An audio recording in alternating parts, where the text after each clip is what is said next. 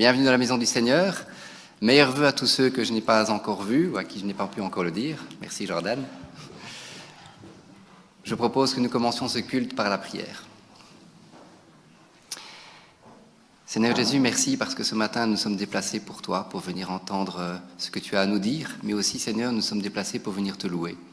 Donner ce que nous avons meilleur en nous pour toi Seigneur. Nous puissions ce matin te donner un culte qui t'est agréable Seigneur, que nous puissions chanter de tout notre cœur et disposer nos cœurs aussi à ta parole Père.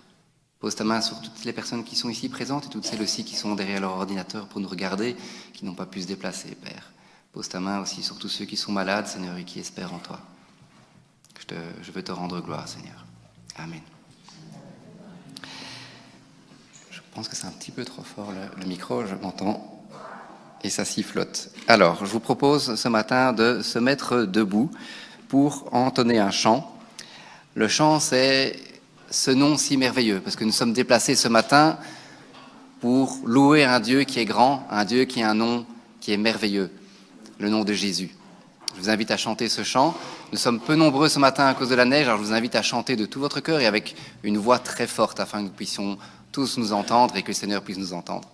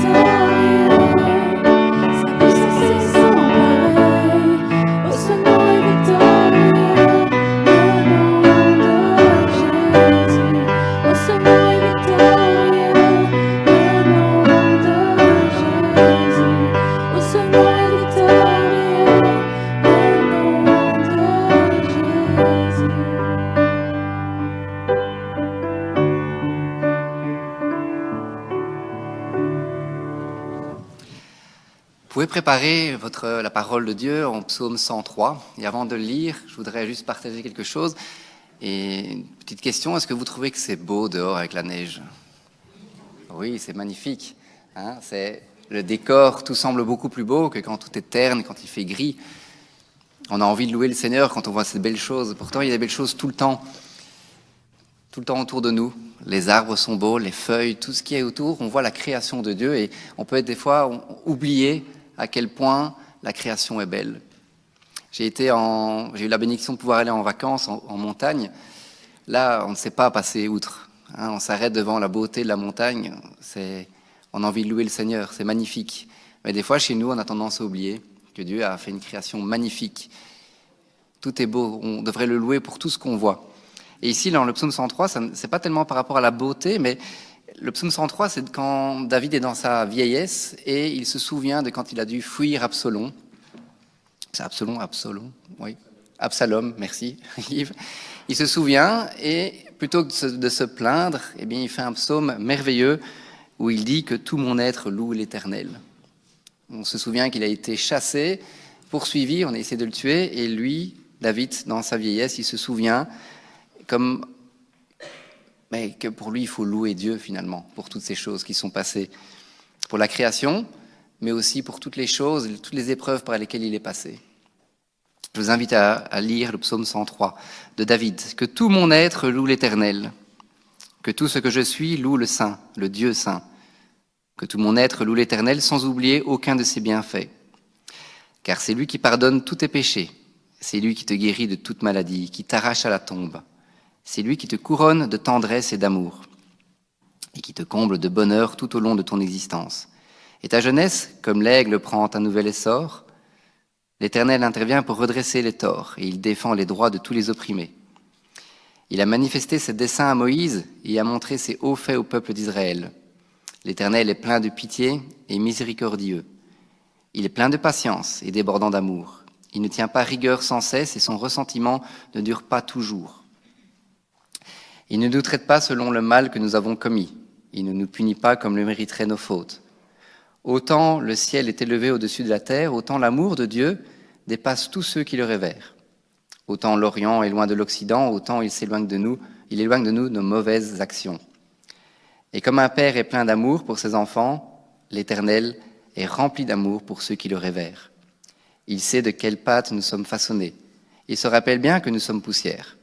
L'homme, sa vie ressemble à l'herbe, à une fleur des champs. La voici qui fleurit, qu'un vent souffle dessus, la voilà disparue.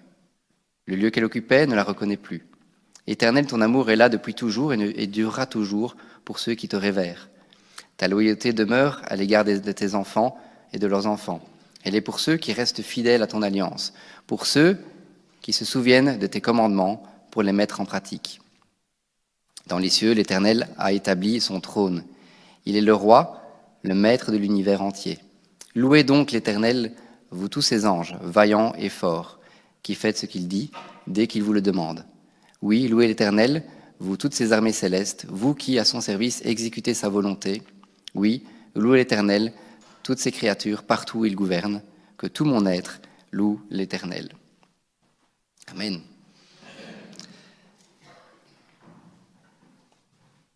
Je vous invite à chanter le chant suivant qui est « Le roi dans sa splendeur ». Après quoi, nous lirons le psaume du moment où David a fui Absalom. Et nous verrons là un peu la différence.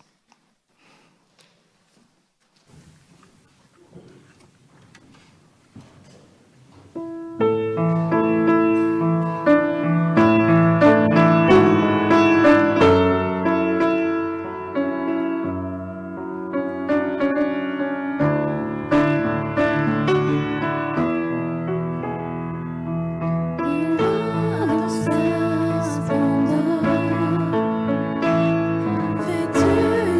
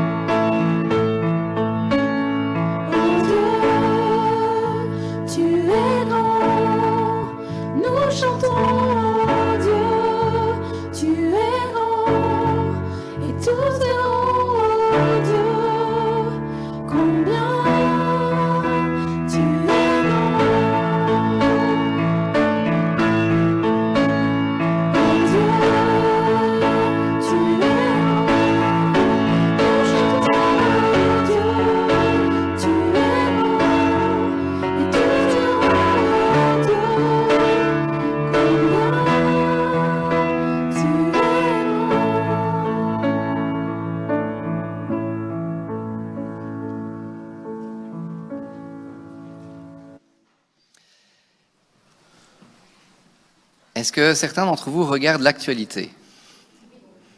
Est-ce que ça vous réjouit? Est-ce que ça vous fait peur? Non? Oui? Un peu mitigé? Hein? Quand je regarde, des fois, c'est un peu flippant, puis on doit se rappeler que le Seigneur dit de ne pas avoir peur. Mais quand on regarde, avec notre cœur humain, par moments, c'est quand même un petit peu effrayant malgré tout. Malgré tout, hein, l'Ukraine, l'Amérique, etc., etc., etc., il y a plein de choses qui pourraient nous mettre dans un état d'anxiété. Pourtant, nous venons de lire le psaume 103, que David raconte toutes les épreuves passées, toutes les guerres, les fuites, tout ce qu'il a vécu, sont quand même quelque chose d'assez conséquent. Et là, je voudrais qu'on regarde maintenant au psaume 3, c'est le psaume du présent, au moment où il fuit Absalom. On va voir dans un instant, il doit chasser, il est chassé de la ville, les armées essaient de le tuer, et il dit, pourtant, Éternel, tu es pour moi un bouclier qui me protège. Et on va lire le psaume en entier. Psaume 3, ô Éternel, je lis psaume de David quand il fouillait devant son fils Absalom. Ô Éternel, mes ennemis sont si nombreux, oui, si nombreux que mes adversaires qui se sont dressés contre moi, et si nombreux ceux qui prétendent qu'il n'y a plus aucun secours pour moi auprès de Dieu. Pourtant, ô Éternel, tu es pour moi un bouclier qui me protège. Ô toi, ma gloire, tu me feras marcher encore la tête haute. À haute voix, je crie vers l'Éternel. De sa montagne sainte, mon Dieu m'exaucera. Je me couche et m'endors l'esprit serein. Je me réveille en paix, car l'Éternel est mon soutien. Je ne craindrai donc pas ces multitudes qui sont postées autour de moi. Éternel, lève-toi. Au secours, mon Dieu, sauve-moi. Tu gifles tous mes ennemis, tu casses les dents aux méchants. De l'Éternel vient le salut. Ô Éternel, fais reposer ta bénédiction sur les tiens. Amen. Nous vivons des périodes, comme je l'ai dit juste avant, un petit peu stressantes. On pourrait paniquer, mais nous devons nous centrer sur Dieu qui nous dit de ne pas s'inquiéter dans la parole, que notre Dieu est un bouclier qui nous protège, que sa gloire nous fera marcher encore la tête haute, que nous pourrons nous coucher et nous endormir l'esprit serein et nous réveiller en paix car l'Éternel est notre soutien. Que je ne craindrai donc pas toutes ces multitudes, toutes ces guerres, toutes ces inquiétudes et autres choses qui peuvent encore arriver.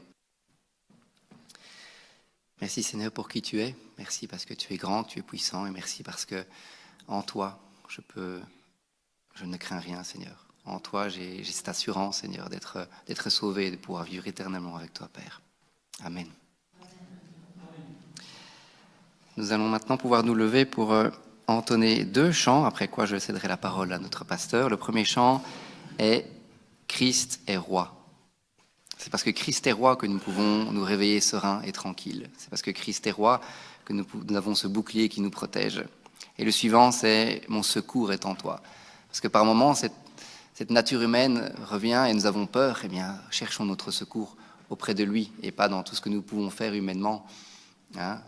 Mettre une alarme, c'est bien de mettre une alarme, mais je veux dire, toutes les protections que nous pouvons mettre humaines ne servent à rien. Ce qui nous sert à nous pour notre vie éternelle, c'est notre Seigneur, notre Christ, Jésus-Christ. Je vous invite à vous lever.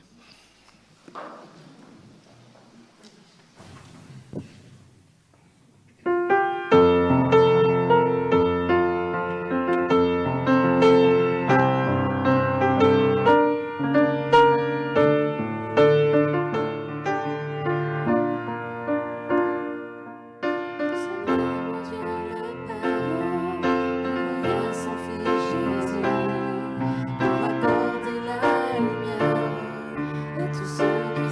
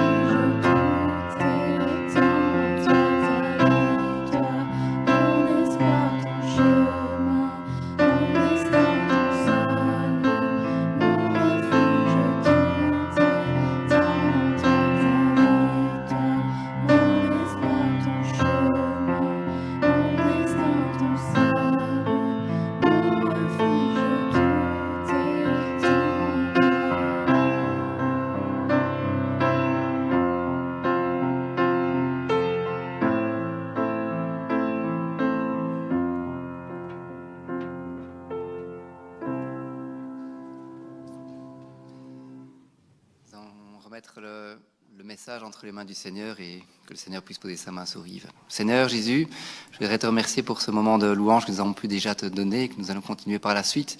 Mais merci aussi parce que tu vas nous partager une parole qui venant de toi, Seigneur, à travers notre pasteur. Que Seigneur, que tu puisses ouvrir nos cœurs, que tu puisses faire tomber les barrières qui nous empêchent d'entendre certaines choses, Seigneur. Que tu puisses nous aider, Seigneur, à grandir et à ressortir plus de ta présence, Seigneur.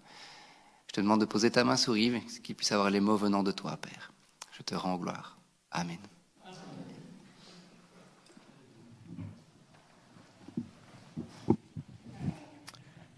Merci beaucoup, David. Chers frères et sœurs, bonjour. Je vois que nous sommes quand même quelques-uns à avoir bravé le verglas et la neige. Ça me fait grand plaisir de vous voir. Alors, salutations à ceux qui nous regardent depuis leur domicile. Moi, le but n'est pas de vous faire culpabiliser, mais c'est tellement mieux le culte quand on est là, avec les frères et sœurs en Christ. Il y a cette chaleur, il y a cette coprésence qui est là. Bienvenue à chacun, en tout cas, bienvenue à chacun. Alors aujourd'hui, nous allons poursuivre et nous allons terminer la série que nous avons commencée au mois de septembre sur les lettres aux 7 églises.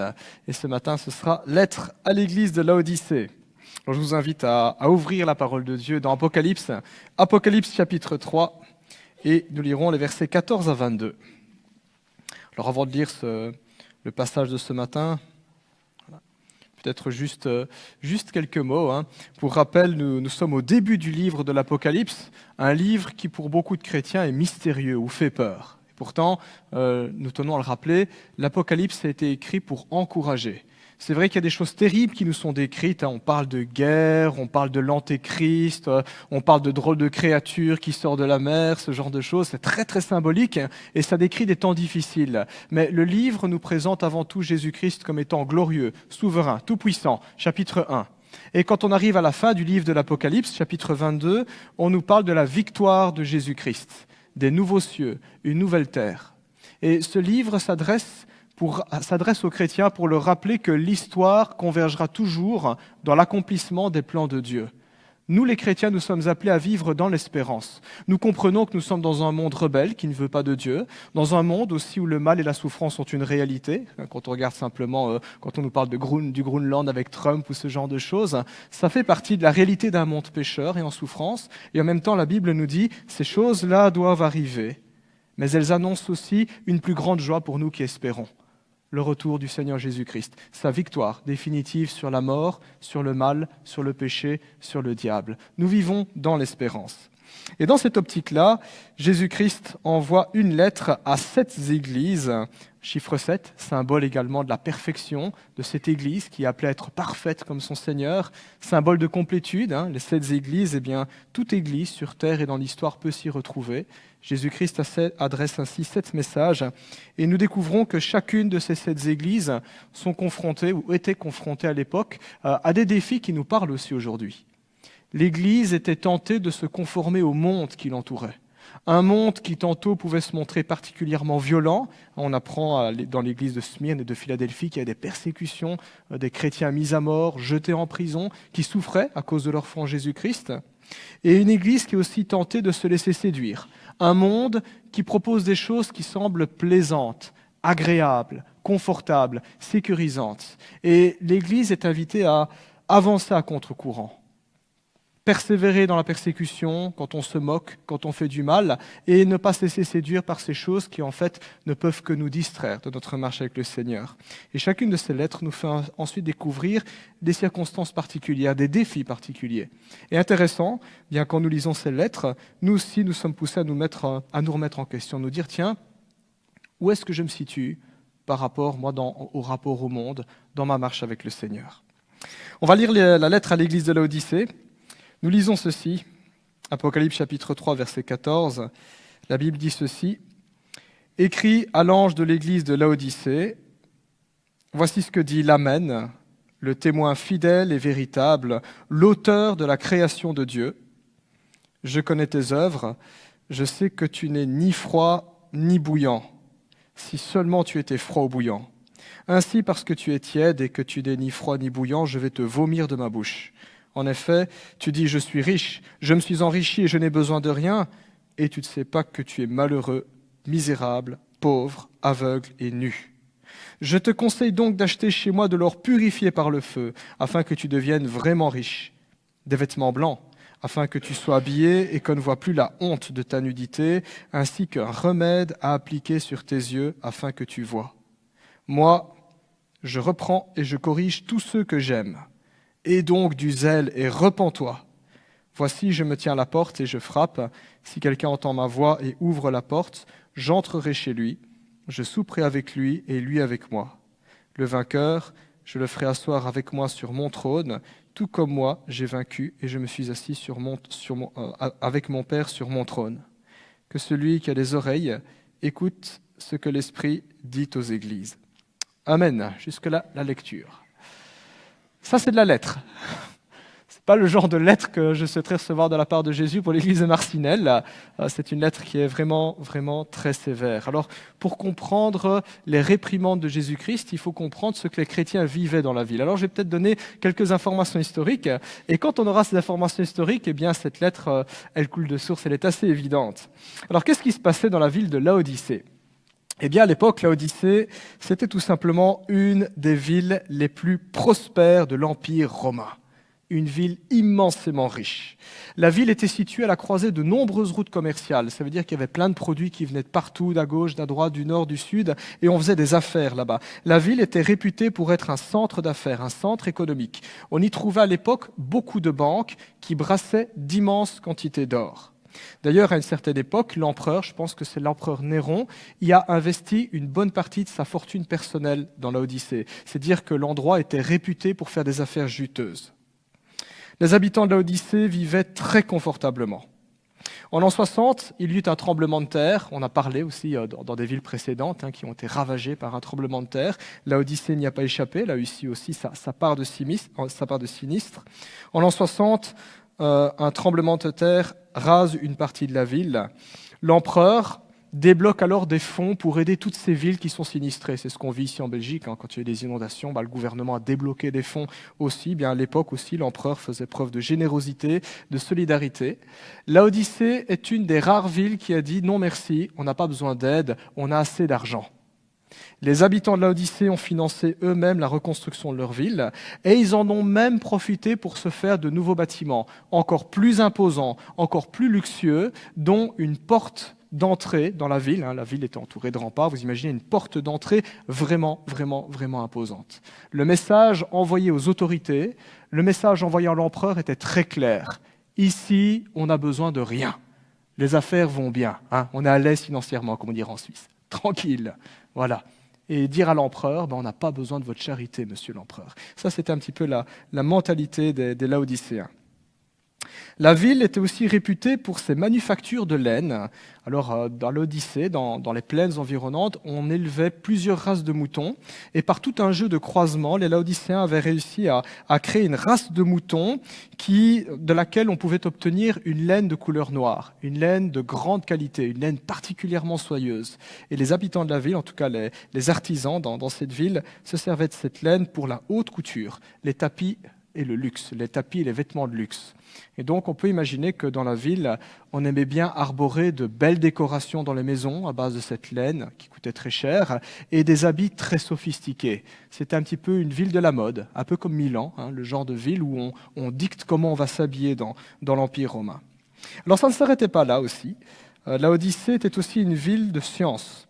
On y trouvait une des meilleures académies de médecine. C'était à Laodicée qu'étaient formés les meilleurs ophtalmologues de l'Empire romain. D'ailleurs, dans l'histoire, on retient que c'est dans cette région-là que fut fabriquée pour la première fois la poudre phrygienne. Je ne sais pas si ça vous dit quelque chose, la poudre phrygienne. Dans l'Antiquité, c'était un remède qui était répandu partout dans l'Empire romain et on se servait de cela pour soigner la vue. Donc, quand on avait de l'infection dans les yeux, de la conjonctivite ou quelques troubles, comme ça, on utilisait la poudre phrygienne. Elle a été inventée à Laodicée et dans ses environs, dans son académie de médecine. Il y avait donc cette fierté dans la ville de se dire on est immensément riche, on est suffisant, on n'a pas besoin d'aide. Il y avait aussi cette fierté de se dire on est classe, on est bien habillé, nos maisons sont bien décorées et nous on sait se tenir, on sait avoir du style.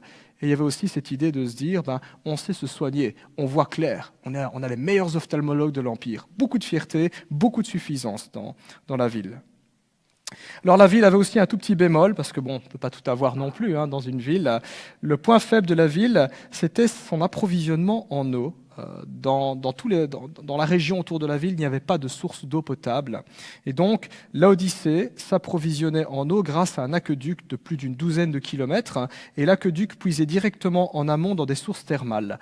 Alors, je pense que ces sources existent encore aujourd'hui. De ces sources, l'eau sortait à 80 degrés. Et donc, sur les 12 km d'aqueduc, l'eau refroidissait. Le problème, c'est que l'aqueduc n'était pas assez long et le temps d'écoulement n'était pas assez important pour que l'eau soit fraîche à boire. Et donc, quand l'eau arrivait dans la ville, l'eau était tout simplement tiédasse. Elle avait un goût un peu bizarre comme ça. Et c'était une eau qui était réputée pour donner la nausée.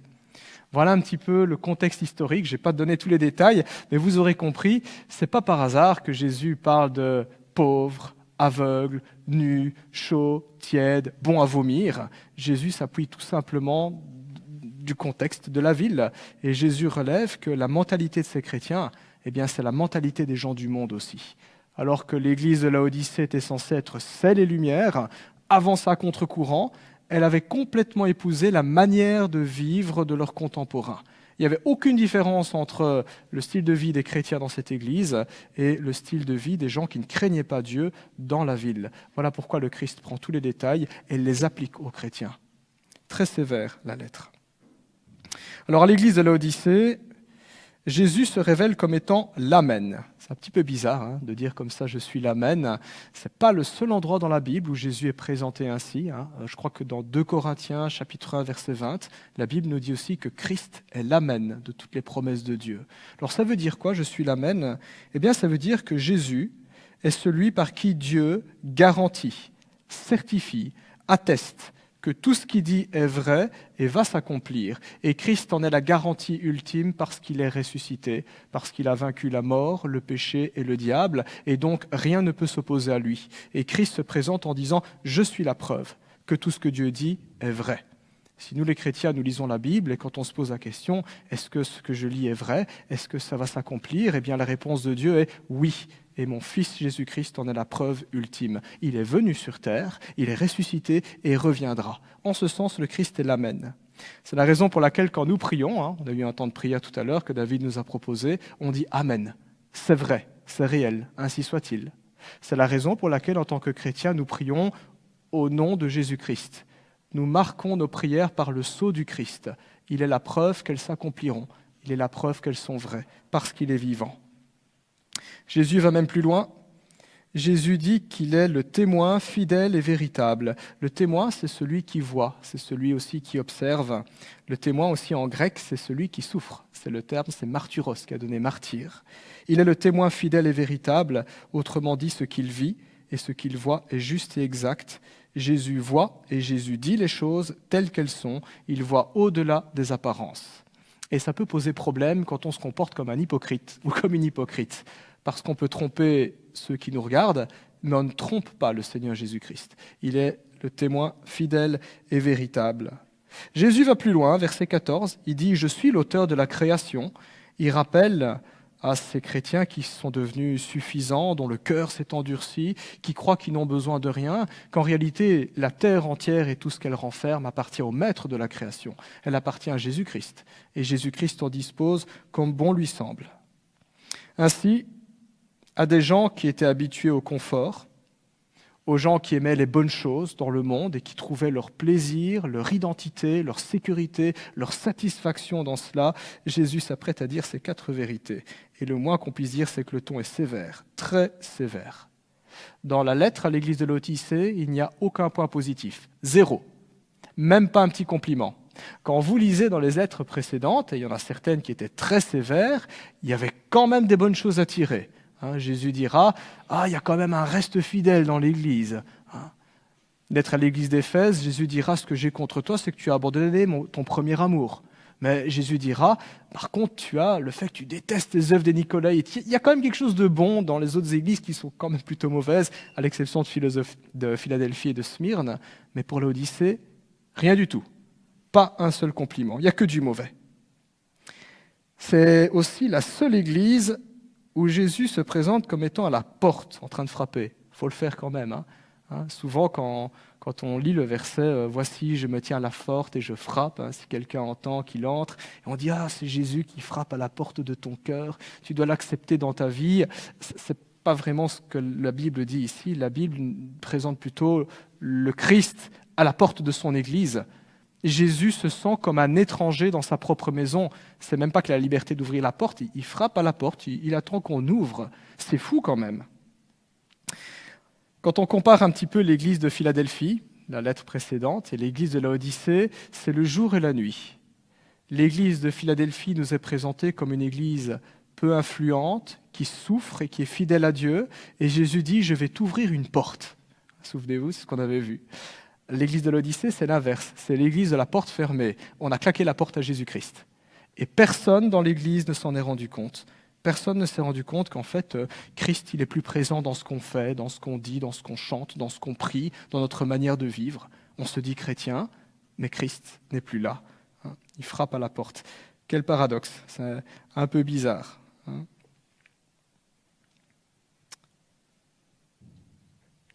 On remarque aussi que dans cette église, l'orgueil de la vie. L'orgueil de la vie, c'est quand on est fier de ce qu'on peut faire. Je suis fier de ce que j'ai, je suis fier de tout ce que je peux entreprendre. L'attrait des richesses, le goût du plaisir avait rempli le cœur de ces chrétiens au point de ne plus laisser la moindre place à Jésus-Christ. Alors quand on réfléchit juste à ça, on serait tenté de jeter des pierres sur les Laodicéens en disant « Vilains chrétiens, vous êtes déloyaux vis-à-vis de Jésus ». Et d'un autre côté, ça nous interroge aussi. Tiens, surtout nous les Occidentaux, surtout en Belgique, où on accorde tellement d'importance à la possession matérielle, à l'argent, au confort dans les maisons, au fait de partir en vacances, d'avoir une voiture full option, de s'entourer de plein de babioles dont au final on n'en a pas besoin et dont on se lasse très vite. Nous sommes mis au défi de nous mettre en question, tiens, est-ce que toutes ces possessions matérielles parfois n'en viennent pas à prendre une trop grande place, voire toute la place dans mon cœur, au point d'en oublier le Seigneur Jésus-Christ ? Au fond, lorsque je n'ai plus ces choses-là, est-ce que je me sens toujours en sécurité en Jésus-Christ ? Est-ce que je suis toujours convaincu de ma valeur et de ma dignité en Christ ? Ou lorsqu'on me dépouille de tous ces biens matériels, de ce confort ou de mon style de vie, je me sens moins en sécurité, moins digne, moins bien ?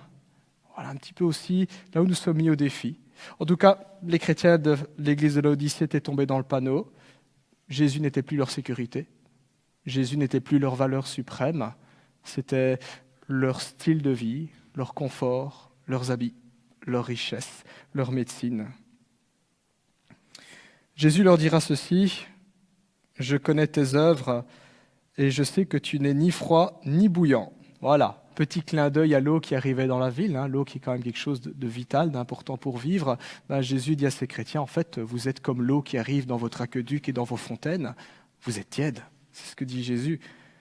De l'eau qui est chaude et qui est bouillante, on peut encore en faire quelque chose, on peut en faire des thermes. Les Romains faisaient des bains publics, comme ça, quand il y avait des sources thermales, ils en profitaient. L'eau qui est fraîche peut désaltérer, mais l'eau tiède, on en fait quoi ? Il faut soit la chauffer parce qu'elle n'est pas assez chaude, il faut soit la laisser se refroidir pour pouvoir boire, elle ne sert à rien. Tu n'es ni froid ni bouillant, dit Jésus. À Laodicée, il n'y avait pas de faux enseignants, il n'y avait pas de loups, il n'y avait pas de faux prophètes, il n'y avait pas non plus de péché grossier ou de scandale public. Et dans ce sens, on serait tenté de dire, il y a quand même, à défaut d'avoir de bonnes choses dans cette église, il n'y en a pas de mauvaises, entre guillemets, mais ça ne suffisait pas. Parce que dans cette église, on ne trouvait pas non plus de vrais chrétiens. On ne trouvait pas non plus de disciples de Jésus-Christ, des gens qui étaient réellement nés de nouveau, des gens qui aimaient profondément le Seigneur Jésus-Christ, des gens qui disaient « Moi, je veux écouter ce que Jésus a à dire, je veux m'attacher sur ses promesses, je veux tenir compte de ses avertissements, je veux suivre ses directives, ses enseignements, ses instructions pour ma vie. » On ne trouvait plus ça dans l'Église. Les choses semblaient pieuses, on chantait, on priait, peut-être une prédication par-ci, par-là, on célébrait la Sainte Seine, mais la piété n'était plus qu'une façade, une leçon apprise, un commandement humain, une tradition. Les gens de cette église étaient fortunés, ils vivaient confortablement et se contentaient seulement d'un peu de spiritualité chrétienne dans leur vie. Un culte de temps à autre, et puis ça s'arrêtait là, il ne fallait pas leur demander plus. Ces gens se disaient chrétiens, ils pensaient aller au ciel, et devant ce spectacle, Jésus dépité dira « Si seulement tu étais froid ou bouillant ». Comme quoi, mieux vaut parfois dans une église des chrétiens un peu trop excités, ou mieux vaut avoir affaire à des athées endurcis et militants qui vont nous insulter, parce qu'au moins, avec eux, les choses sont claires, il n'y a pas d'hypocrisie, plutôt que des gens qui se disent chrétiens, qui jouent les chrétiens, qui se prennent pour des chrétiens, mais qui n'en sont pas réellement, qui ne mettent pas Jésus-Christ en priorité. Jésus dit, si seulement tu étais froid ou bouillant, si au moins tu étais conséquent, si au moins les choses étaient claires. C'était l'église du simulacre du christianisme. Personne ne se sentait remis en question dans sa façon de vivre. On faisait très peu de cas de l'engagement à servir Jésus-Christ. C'était mon confort qu'il fallait servir. On ne parlait pas du fait que le royaume et la justice de Dieu doivent être la priorité du chrétien. Pas l'argent, pas les biens de ce monde. Ce n'est pas un appel à la pauvreté, c'est un appel à mettre les justes priorités. On ne parlait pas dans cette église d'être prêt à souffrir, ni à faire des sacrifices, comme à l'église de Philadelphie ou de Smyrne, où là, ils s'en prenaient littéralement plein la figure. On ne dérangeait pas les gens dans cette église sur le fait de se repentir de ses péchés, de marcher dans la sainteté, de vivre en chrétien, tout simplement, parce que c'est ça, chrétien, c'est pas en dessous de ça. C'est une église où il n'y avait pas beaucoup de vies transformées, on apaisait simplement les consciences, sans faire de vagues. Dans cette église, on avait tout simplement oublié le prix de la grâce. Le prix de la grâce. C'est paradoxal de dire ça, puisque la grâce est un cadeau et le propre d'un cadeau est gratuit. Et pourtant, il y a un prix de la grâce. Et ce prix, c'est Jésus-Christ qui l'a payé à la croix. Il a souffert pour nous, pour notre salut.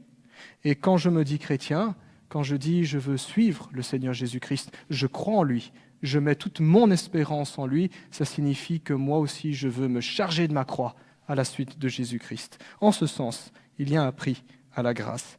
Mais dans cette Église, on avait oublié. La croix, d'accord, mais la croix pour Jésus, pas pour moi. C'était déjà, il y a un problème il y a 2000 ans, et c'est un problème que l'on retrouve encore dans nos églises aujourd'hui.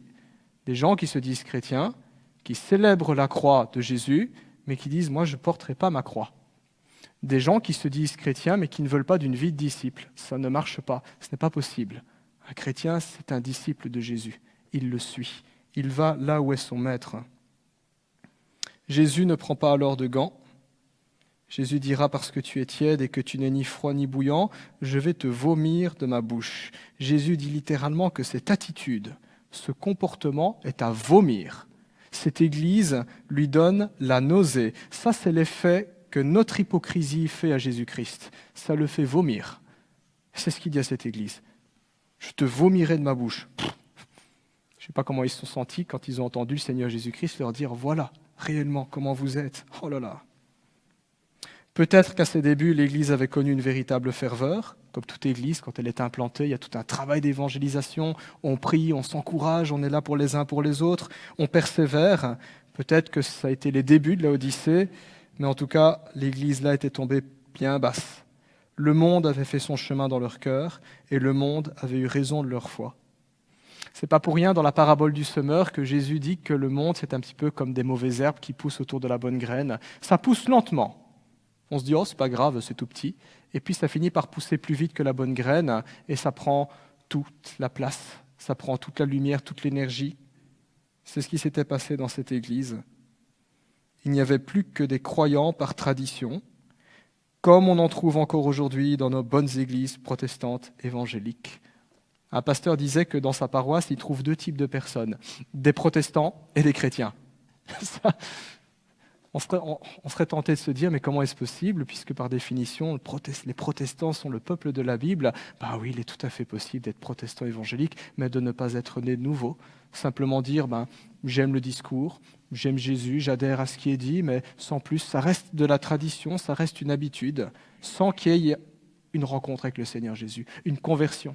Une prise de conscience que dans notre vie, il y a le péché, que nous avons besoin d'être pardonnés par Dieu, d'y renoncer, et que renoncer au péché, ça signifie chaque jour voir ce qui dans notre vie déplaît à Dieu et l'abandonner. La vie chrétienne n'est pas statique, elle est constamment en mouvement. La foi nous met en mouvement, et la vie c'est ça. La vie c'est être en mouvement, la vie c'est bouger. Les reproches de Jésus ne s'arrêtent pas là.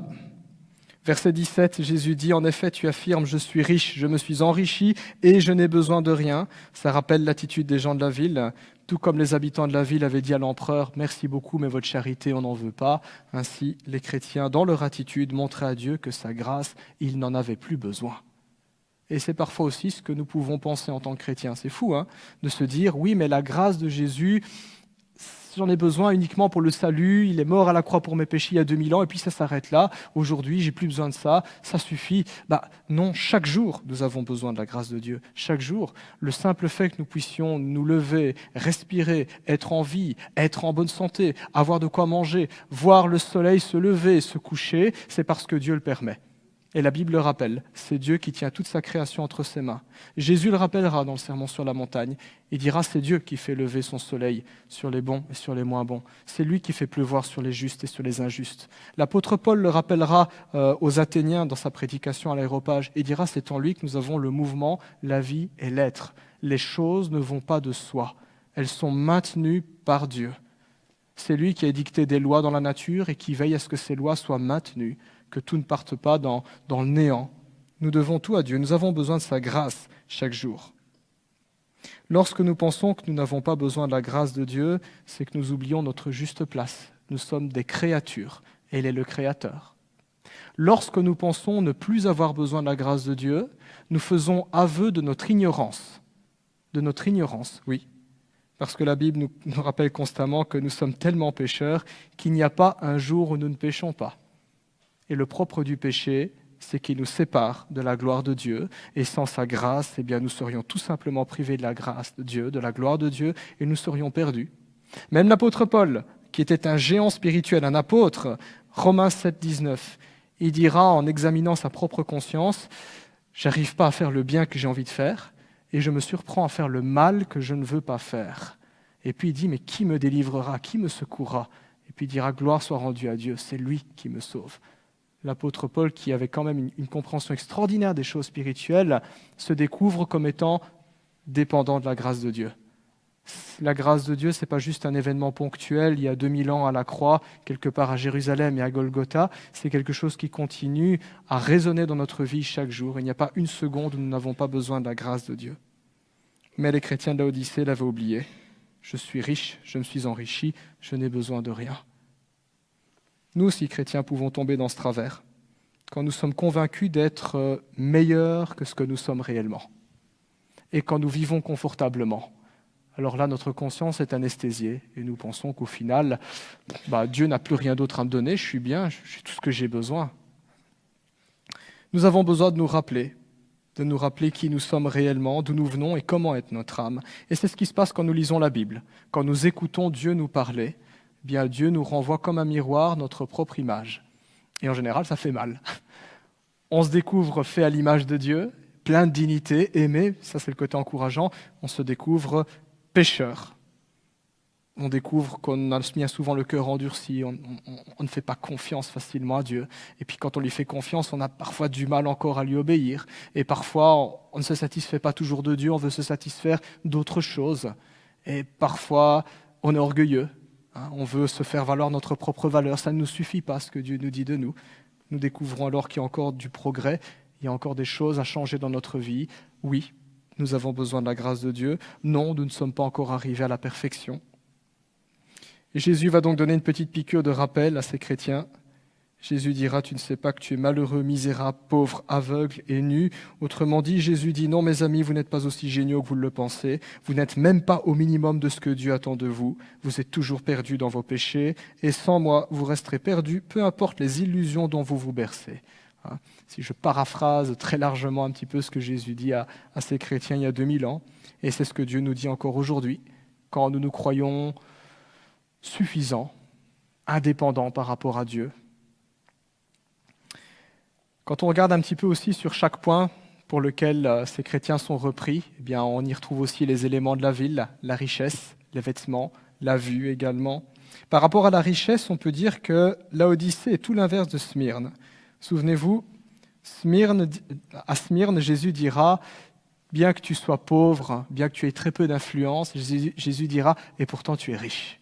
Jésus voyait de la richesse dans cette église qui matériellement n'avait pas grand-chose. Laodicée, c'est l'inverse. Elle se croit riche. Et Jésus dit, t'es pauvre. T'es pauvre. Pourquoi est-elle pauvre aux yeux du Seigneur ? Parce qu'aux yeux de Dieu, la véritable richesse, c'est la richesse qui est éternelle. Elle est celle qui dure, qui ne s'évapore pas. L'argent se fait des ailes très rapidement. Vous savez très bien, plus on a d'argent, plus on va faire de dépenses, plus on va s'offrir des choses. Jésus veut rappeler par là que la véritable richesse, elle ne prend pas le vent. Elle dure éternellement. La véritable richesse est celle qu'on ne peut pas voler, qu'on ne peut pas détruire, est celle qui ne perd pas de sa valeur. L'or, par exemple, on dit souvent que c'est une valeur de référence, mais quand vous regardez le cours de la bourse, il y a des moments où l'or, ça vaut cher, et il y a des moments où ça vaut moins cher, tout simplement. Tel n'est pas le cas avec le trésor que Dieu donne. Le trésor que Dieu donne, le salut et la vie éternelle, ne perdra jamais de sa valeur, ne se détruit pas, ne s'altère pas, ne s'envole pas. L'apôtre Pierre dira que la foi qui tient dans les épreuves est plus précieuse que l'or éprouvé par le feu. 1 Pierre 1,7. Et c'est dans ce sens-là que Jésus dit aux Laodicéens de venir à lui pour acheter de l'or véritable. Cet or-là, ce que Dieu donne, ne perd pas de sa valeur. Mais ça nous demande aussi, en tant que chrétiens, d'avancer à contre-courant. Parce que c'est vrai que quand on nous tend un billet de 500, ce qui est très très rare, ça a l'air tellement plus réel que le salut, la foi, le paradis, le ciel qui nous paraissent tellement lointains. C'est par la foi que nous saisissons ce que Dieu nous donne. Et la preuve que Dieu nous donne, c'est la résurrection de son Fils. C'est contre nature d'accepter ce que Dieu veut nous donner. Voilà pourquoi nous avons besoin de nous attacher et de persévérer. Et Jésus rappelle à ces chrétiens en disant « Vous avez perdu de vue l'essentiel, vous m'avez perdu de vue. Vous avez mis votre confiance et vos richesses et vos trésors ici-bas, et vous risquez de les perdre. » Les Laodicéens étaient richement vêtus, très beaux vêtements, Eh bien, Jésus dit, à mes yeux, vous êtes nus. Hein.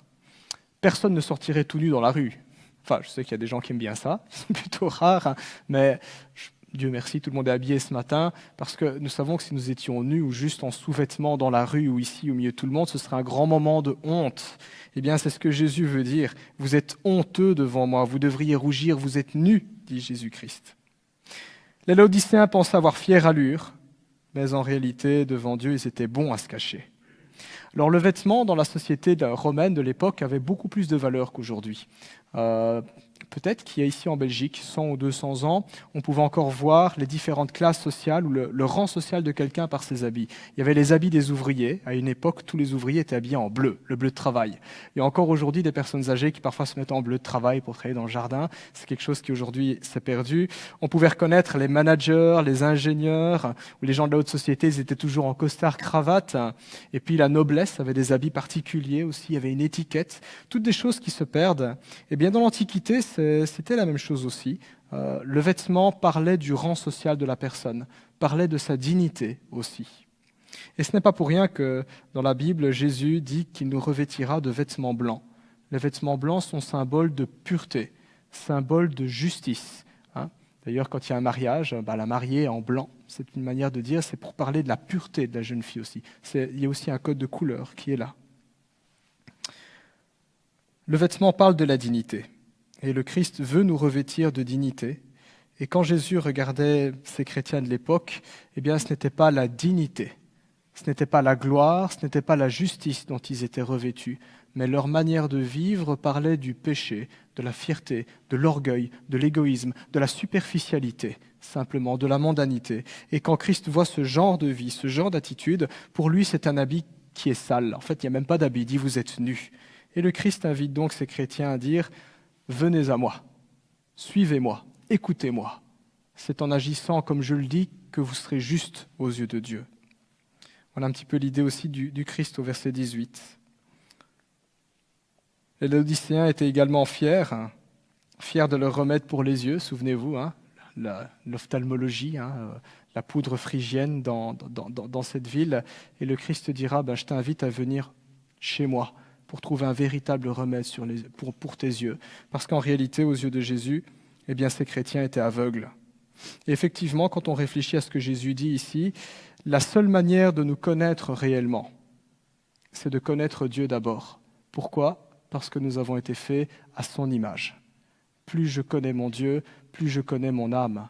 C'est à sa lumière et à la lumière de Dieu qu'on peut comprendre les tréfonds obscurs de notre âme, de notre esprit. C'est Dieu qui apporte la lumière. C'est à la lumière du Seigneur que nous pouvons trouver aussi la bonne direction. Parce que quand on est aveugle, on ne voit pas. Et le Seigneur est celui qui peut nous permettre de prendre des bonnes décisions. Il peut nous donner la direction qui est éternelle, la bonne destination, celle qui réussit. C'est pas pour rien que Jésus prend tous ces petits détails en disant à ces chrétiens, au final, vous êtes pauvres, vous êtes nus et vous êtes aveugles. Et toutes ces choses que vous cherchez ici-bas et que vous ne pouvez pas trouver, vous pouvez pleinement les trouver en Jésus-Christ. Le ton de la lettre est très sévère. Et pourtant, si Jésus est si sévère avec cette Église, ce n'est pas parce qu'il veut détruire l'Église, ce n'est pas parce qu'il veut simplement abandonner ces gens-là à leur culpabilité en leur disant « vous êtes perdus et tirez votre plan ». Jésus ne fait pas ça. Quand Jésus reprend le pécheur, c'est parce que Jésus aime le pécheur. C'est parce que Jésus veut le reprendre. Et c'est ce qu'il dit au verset 19. Au verset 19, le Christ rappelle ses intentions. Il dit « Moi je reprends et je corrige tous ceux que j'aime. Aie donc du zèle et repens-toi. » Voilà peut-être une leçon dans la Bible qui est très difficile pour nous à accepter. Parce que nous partons toujours du principe que si quelqu'un nous aime, il ne peut nous faire que du bien, au sens que des choses qui sont agréables. Mais la Bible nous rappelle aussi que l'amour conduit à reprendre et conduit aussi à punir. Et ça, c'est quelque chose que tous les parents de la salle peuvent comprendre. Si nous punissons nos enfants, ce n'est jamais pour nous faire plaisir, mais c'est parce que nous ne voulons pas les voir persévérer dans une voie qui les détruira et qui les fera souffrir. Et parfois, pour les pousser à se détourner de la mauvaise voie, c'est les punir. Et c'est ce que Jésus-Christ dit. Moi, je reprends ceux que je reconnais comme étant mes enfants. C'est la démarche du Christ. Et ça nous invite aussi à réfléchir à cela. Parfois, Dieu nous reprend. Parfois, Dieu peut reprendre sévèrement une église, comme il l'a fait ici à Laodicée ou dans d'autres lettres aussi. Parfois, Dieu peut nous reprendre dans notre propre vie, sévèrement. C'est pas agréable quand il y a une réprimande. Moi, je me souviens quand j'étais petit, quand j'avais de la fessée, puisqu'à l'époque, il y avait encore de la fessée, quand on m'envoyait au coin, quoique je préférais la fessée que le coin, parce que la fessée, ça allait plus vite et je pouvais plus jouer après. Bon, ça, c'est autre chose. C'était pas agréable sur le moment même, mais c'est ça qui m'a permis de comprendre ce qui a de la valeur. C'est ça qui m'a permis de comprendre qu'il y a des choses qui ont des conséquences, de graves conséquences, et faire la différence simplement entre le bien et le mal. C'est ce que nous dit le Seigneur. En même temps, nous voyons aussi que les avertissements du Seigneur doivent être pris très au sérieux. Dans nos églises, nous chantons que l'amour de Dieu est vaste comme les océans et profond plus que les mers, et c'est vrai, on peut mettre l'amour de Dieu là. Mais en même temps, nous devons comprendre aussi que les jugements de Dieu sont tout aussi terribles. Autant Dieu est amour comme ça, autant Dieu est justice comme ça. C'est une chose qui est merveilleuse d'être entre les mains d'un Dieu d'amour. C'est merveilleux, vraiment. Mais c'est aussi une chose qui est vraiment terrible que d'être entre les mains d'un Dieu qui est en colère. Et ce n'est pas pour rien quand la Bible dit que la colère de Dieu se révèle contre tous les êtres humains qui rejettent sa parole. Ce n'est pas pour rien. Et c'est aussi merveilleux quand la Bible dit « Car Dieu a tant aimé le monde ». Nous ne devrions jamais oublier cela.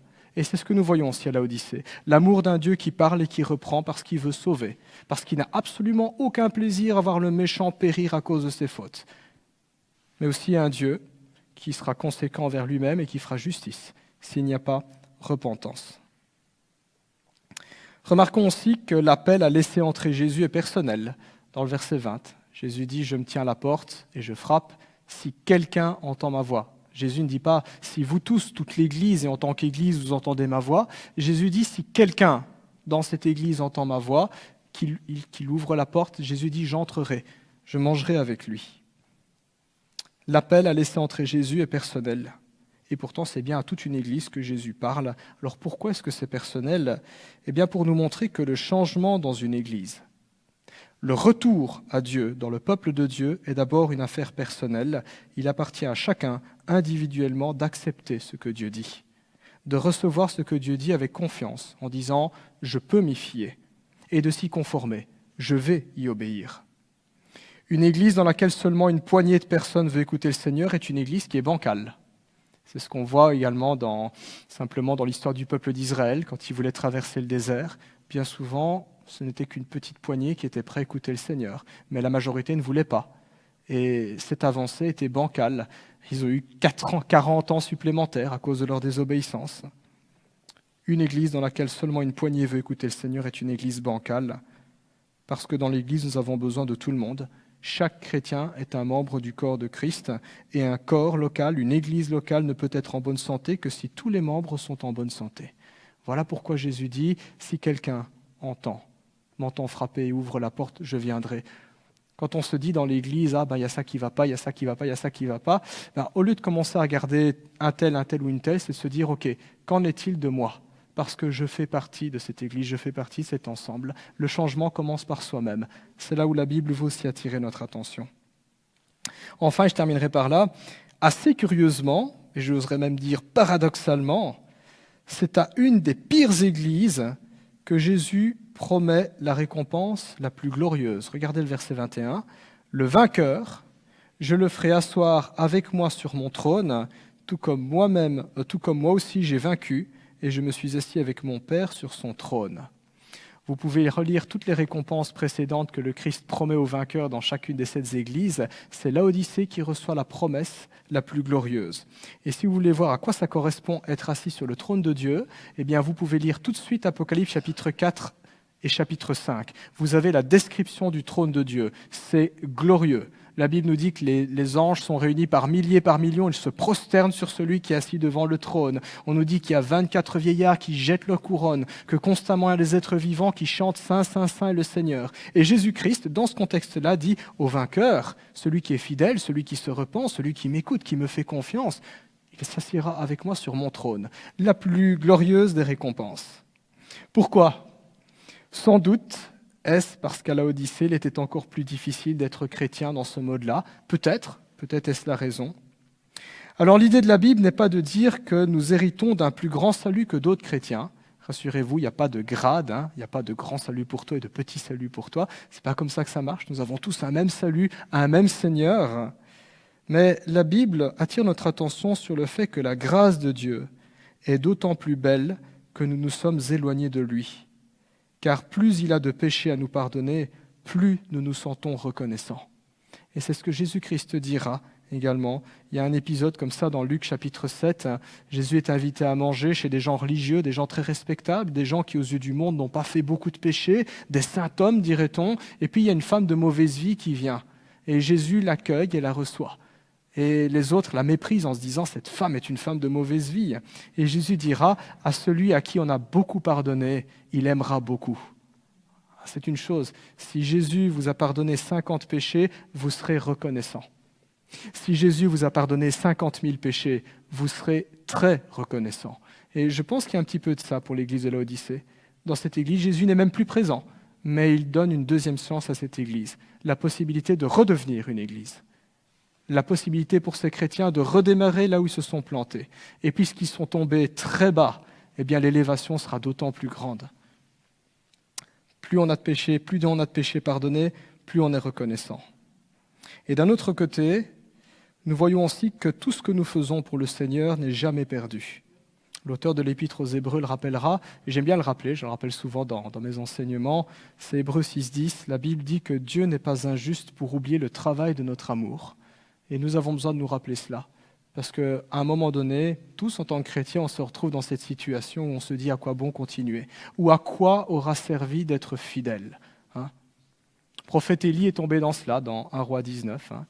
Il se rend compte qu'il a servi fidèlement le Seigneur et il y a 0 fruit. Il n'y a personne qui revient au Seigneur. Il est découragé, c'est au point qu'il en a des pensées suicidaires.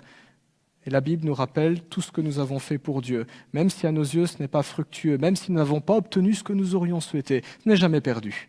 Et Dieu le rappellera aussi à Élie. Il lui dira « Viens me trouver sur le mont Horeb, j'ai des choses à te dire » et il lui révélera le plan d'ensemble. En conclusion, la lettre à l'église de Laodicée met à nu la tiédeur spirituelle. La tiédeur spirituelle, c'est un cancer dans nos églises. Parce que derrière des apparences respectables, derrière des apparences protestantes, évangéliques, peut se cacher cette tumeur, la tumeur de la suffisance. J'en ai assez, je n'ai besoin de rien, je n'ai pas besoin d'être assisté. La tumeur de la satisfaction de soi, de l'orgueil que l'on tire des choses de ce monde et qui lentement étouffe notre foi et détruit la vitalité d'une église. Une église qui est tiède, des chrétiens qui sont tièdes se reconnaissent par leur abandon de la mission. Il n'y a plus d'engagement au niveau spirituel et communautaire en vue d'amener des âmes à Christ, en vue de grandir spirituellement à l'image de Jésus-Christ, en vue de se mettre au service de leurs frères et sœurs en Christ et de leurs prochains. La tiédeur spirituelle se reconnaît par l'hypocrisie religieuse. Le discours est beau, mais le style de vie ne suit pas. On dit, mais on ne fait pas. La tiédeur spirituelle se reconnaît pour le goût du confort. On aime les choses faciles, on aime les choses luxueuses, on aime la nouveauté. On l'aime trop, au point où, au final, le Christ passe à la trappe. Puisse le Seigneur nous garder de ce travers. Puisse-t-il nous garder près de la croix, puisse-t-il nous garder humbles, soumis et dépendants de sa parole. Verset 22, que celui qui a des oreilles écoute ce que l'Esprit dit aux églises. Amen. Je vous invite à prier.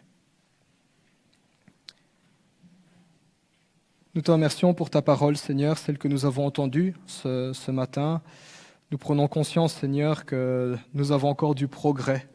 Nous ne sommes effectivement pas encore parvenus à la perfection. Nous confessons, Seigneur Dieu, que les luttes de nos frères et sœurs dans le passé, qui nous ont précédés dans la foi, sont encore nos luttes aujourd'hui.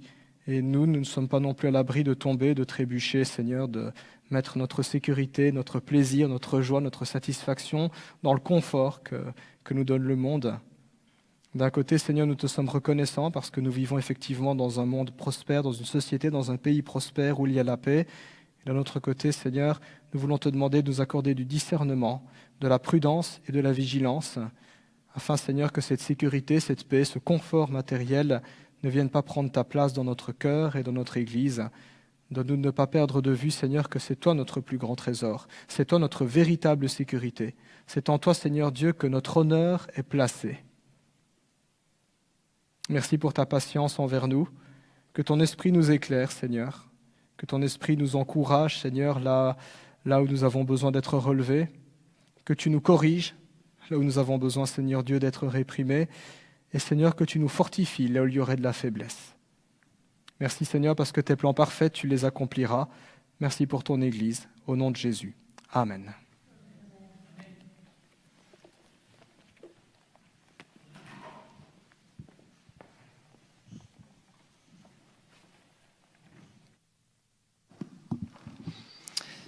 Merci Yves. Je vous propose de vous lever avant de passer à la Sainte Seine pour chanter « Je chanterai gloire à l'Éternel ».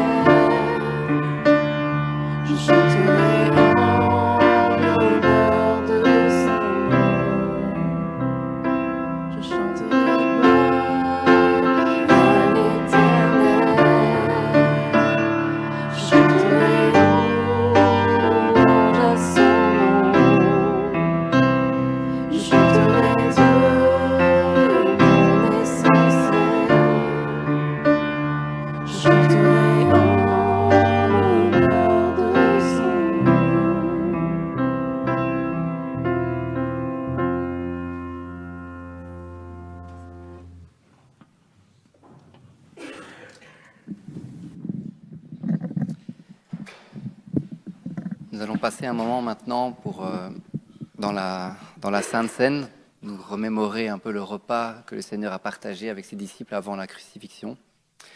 Pour se remettre en mémoire, Jésus a eu un ministère de 3 ans avec ses disciples. 3 ans où il les a enseignés, il a fait de nombreux miracles, mais au fur et à mesure du temps, en s'approchant de la crucifixion, il a commencé à prévenir ses disciples de multiples manières qu'il allait mourir sur la croix, qu'il allait donner sa vie pour nous. Ils ont eu du mal à comprendre, nous le comprenons par les Écritures, et au moment de partager ce repas, il a clairement dit que ce pain, ce sera son corps, meurtri, crucifié, que ce vin est son sang qui aura coulé pour nous. Il l'a fait comprendre aux disciples, et les disciples nous l'ont écrit, certains l'ont écrit dans la parole, afin que nous puissions aujourd'hui même nous souvenir de ce moment, nous souvenir du geste magnifique que le Seigneur Jésus a fait pour nous, le don de sa vie. Le don de sa vie, comme il est dit dans la parole, on ne lui prend pas la vie, il la donne. Il est descendu sur terre pour donner sa vie pour nous. En Jean 3,16, car Dieu a tant aimé le monde qu'il a donné sa vie, afin que quiconque croit en lui ne périsse point, mais qu'il ait la vie éternelle. Jésus-Christ, personne ne lui a pris sa vie. Il l'a donnée volontairement pour nous, par amour.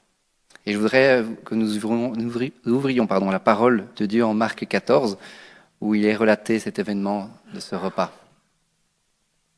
En Marc 14, à partir du verset 22, au cours du repas, Jésus prit du pain. Puis après avoir prononcé la prière de reconnaissance, il le partagea en morceaux qu'il donna à ses disciples en disant « Prenez, ceci est mon corps ». Ensuite, il prit une coupe, remercia Dieu et la leur donna. Ils en burent tous. Alors il leur dit « Ceci est mon sang, par lequel est scellée la nouvelle alliance. Il va être versé pour beaucoup d'hommes. Vraiment, je vous le déclare, je ne boirai plus du fruit de la vigne jusqu'au jour où je boirai le vin nouveau dans le royaume de Dieu. » Après cela, ils chantèrent les psaumes de la Pâque. Ensuite, ils sortirent pour se rendre au mont des Oliviers. Je voudrais inviter tous ceux et celles qui croient que Jésus-Christ est fils de Dieu, qu'il est né dans une étable d'une mère vierge, Marie, qu'il a eu un ministère de ses 30 à 33 ans avec ses disciples, qu'il a donné sa vie sur cette croix, qu'il est mort sur la croix pour nous, que son sang a coulé pour nous afin de nous purifier de nos péchés, mais pas seulement, qu'il est ressuscité aussi, 3 jours plus tard, et qu'il demeure maintenant auprès du Père et qu'il intercède pour nous. Tous ceux qui croient cela et qui sont passés par les eaux du baptême et qui l'ont manifesté publiquement, je vous invite à vous lever pour partager le repas.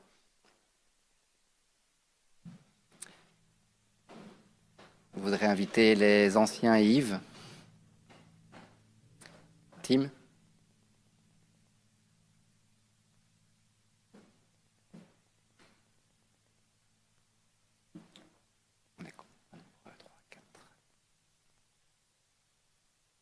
Franz, tu peux venir aussi. André.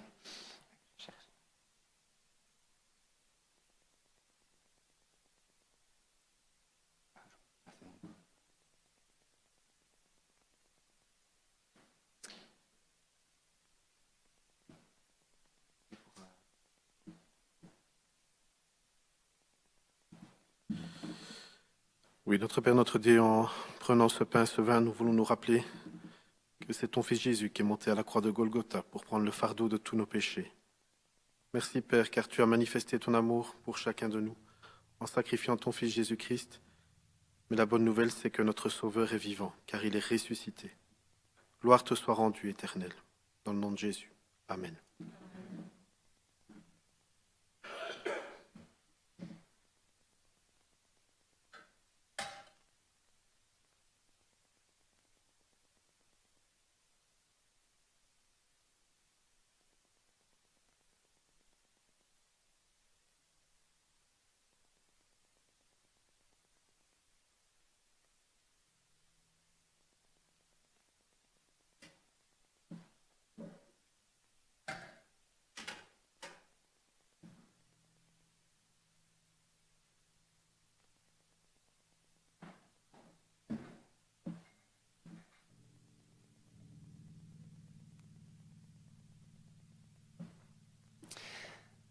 Pendant que les éléments circuleront, nous allons pouvoir entonner le chant une fois que les chanteurs et les musiciens auront pris la scène. Rien ne peut sauver mon âme que le sang de Jésus-Christ.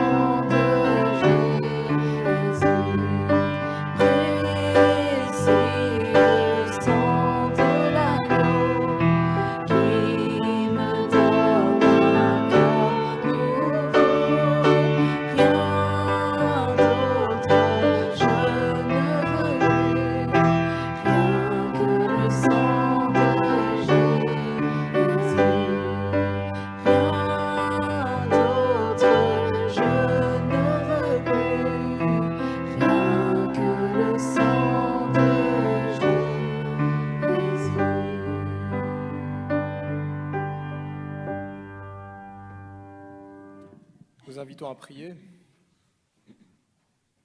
Nous voulons encore nous tourner vers toi, Seigneur Jésus-Christ, plein d'espérance en regardant à la croix. C'est là, Seigneur, que tu as porté nos péchés. C'est là que tu as remporté cette victoire extraordinaire. Seigneur, nous proclamons aussi ta résurrection. Nous proclamons aussi ton ascension et ton retour en gloire.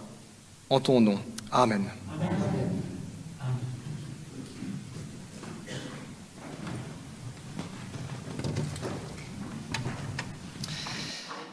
Nous allons passer au moment des offrandes. Pour rappel, les offrandes est aussi une manière de louer le Seigneur. Il montre de tout ce qu'il nous donne, les bénédictions qu'il nous donne, mais nous rendons une partie volontaire pour son royaume, qui sert certes au temple, mais aussi à l'évangélisation, à pouvoir aider dans tous les divers domaines de la vie.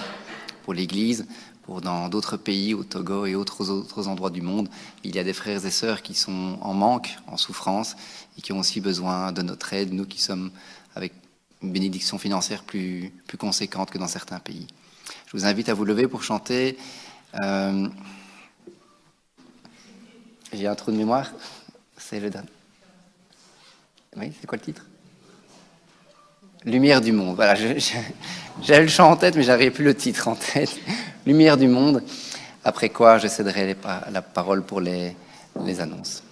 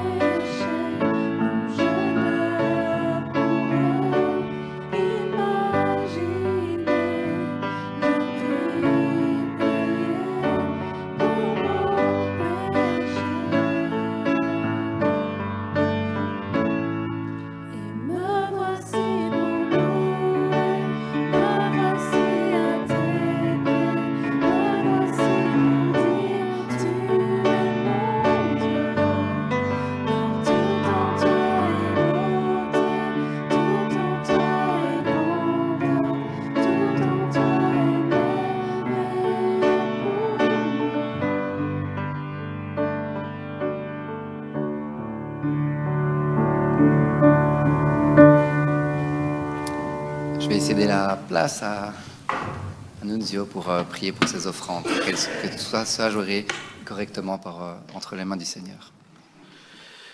Oui, notre Dieu, notre Père, nous voulons te remettre les offrandes de ce matin entre tes mains, que tu la fasses grandir, fructifier selon ta volonté, Père. Nous voulons te remercier pour l'abondance, Père, que tu nous donnes sur nos contrées. Nous voulons penser à nos frères et sœurs les plus démunis à travers le monde entier, Père, qui n'ont pas la possibilité, Seigneur, de se nourrir correctement, de se vêtir, d'aller à l'école, Père. Nous voulons penser, Père, à toutes ces personnes. Donne-nous, Seigneur, un cœur de partage, Père, et que tu diriges toutes choses, Père, pour cette offrande, et qu'elle t'honore. Dans le nom de Jésus, nous te le demandons. Amen. Amen. Je vais prier pour la fin de ce culte, après quoi je céderai la parole à Yves pour les annonces. Seigneur Jésus, je te remercie pour ce matin, pour ce culte que nous avons pu te donner, te rendre, Seigneur, mais aussi le message, Seigneur, que tu as fait passer. Ce message qui, comme nous l'avons pu constater, peut peut-être nous reprendre dans certains cas. Ici n'est pas le cas, tant mieux pour nous, Seigneur. Mais Seigneur, si tu vois qu'il y a des gens parmi nous qui sont tièdes, Seigneur, réchauffe-les, qu'ils aient un cœur pour toi, Seigneur, une vie pour toi, et qu'ils puissent se rendre compte que tout dépend de toi uniquement, Père. Que nous puissions repartir ce matin avec cette parole que tu nous as transmise, Seigneur, dans notre cœur, et que nous puissions nous remettre en question à chaque instant, Père. Gloire à toi, Père. Amen. Je vous souhaite un bon dimanche et je cède la place. Voilà, rebonjour. Juste quelques annonces qui seront affichées, qui sont déjà affichées sur l'écran. Donc, prochaine rencontre cette semaine, mardi 19h30 à 21h. Donc, cette semaine est un petit peu particulière. Comme chaque année, nous avons la semaine universelle de prière. Donc, nous nous associons avec d'autres églises protestantes et évangéliques de Charleroi et de ses environs pour prendre un temps à la fois pour exprimer l'unité que nous avons dans le Seigneur et puis pour intercéder aussi pour des sujets particuliers, pour nos églises, pour notre ville, pour notre pays. C'est une rencontre qui est importante aussi. Ça n'a pas lieu souvent. Donc vraiment, nous vous encourageons à participer. Soyons nombreux de l'Église pour accueillir nos frères et sœurs des autres communautés aussi. Je pense que c'est une rencontre qui est importante. Ça vaut la peine d'être là. Donc, semaine universelle de prière. Et en particulier, mardi soir, nous accueillons une rencontre ici chez nous.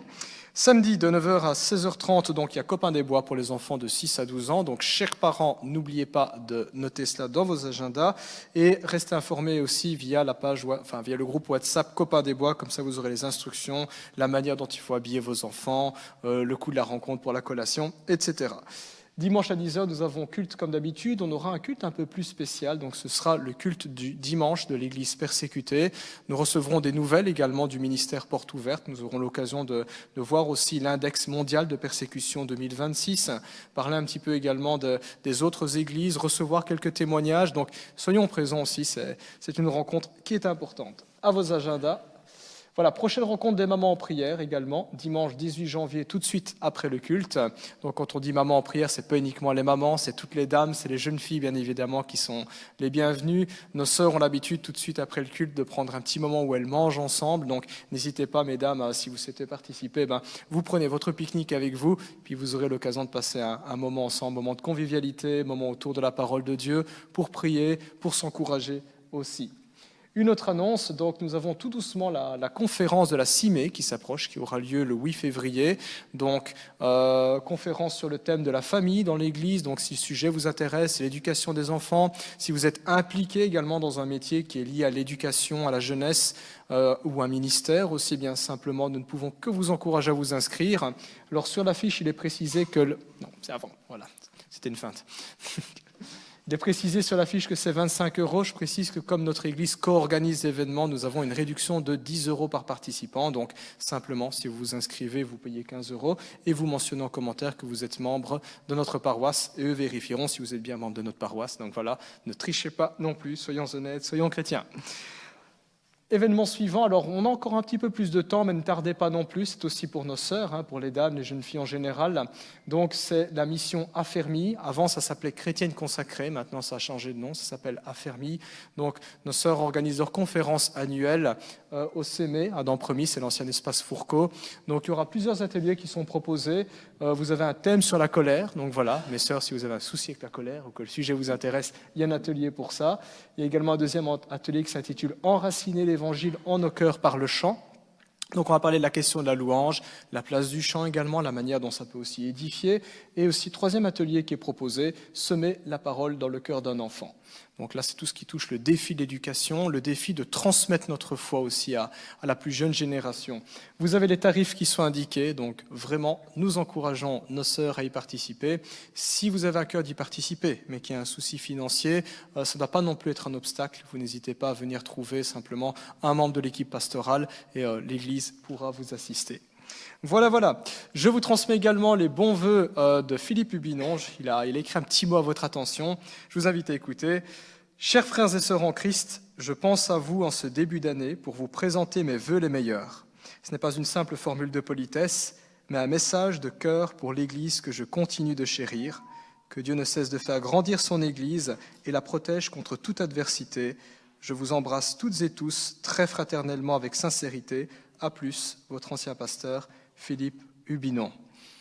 N'oublie pas dans la prière, lui et Marie-Claire.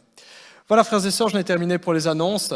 Je vous souhaite un bon dimanche, une bonne semaine. Je rappelle que le culte n'est pas terminé, mais le culte et l'adoration se poursuivent aussi dans la communion fraternelle. C'est pourquoi nous vous servons du café et des rafraîchissements dans les sous-sols. Bon dimanche à tous.